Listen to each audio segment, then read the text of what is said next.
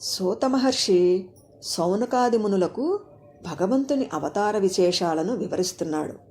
తపస్సులారా, చాక్షుష మన్వంతరాంతమున సంభవించిన ప్రళయకాలమున శ్రీ మహావిష్ణువు తన 10వ అవతారముగా మహామత్స్య రూపంతో అవతరించి రాబోవు మన్వంతరాధిపతి అయిన వైవస్వత మనువును, సమస్త ఔషధులను, విత్తనాలను, అప్పటి సప్త ఋషులను కాపాడాడు.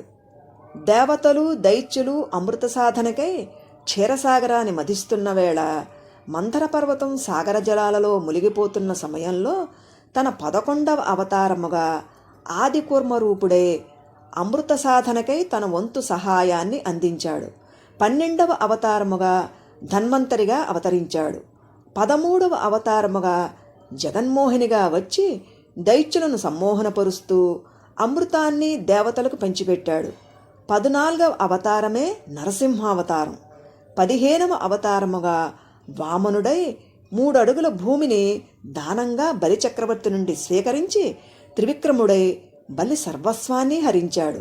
14వ అవతారముగా పరశురామునిగా అవనిపై ఉద్భవించి దురహంకారపరులైన క్షాత్రవకుల సర్వస్వాన్ని హరించి ఈ పృథ్వీమండలాన్ని కశ్యప ప్రజాపతికి ధారపోశాడు. 17వ అవతారముగా పరాశర మహర్షి పుత్రునిగా సత్యవతికి వ్యాసుడు సద్యోగర్భుడై అవతరించి వేద విభజన చేసి వేదవ్యాసుడిగా వెనుతికెక్కాడు. 18వ అవతారముగా శ్రీరాముడై రాక్షసలోకాన్ని సమూలంగా హరించాడు.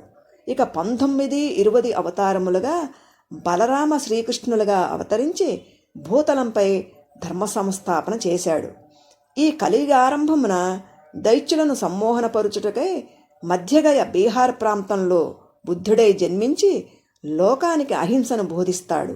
ఇది ఆ పరమాత్ముని 21వ అవతారం.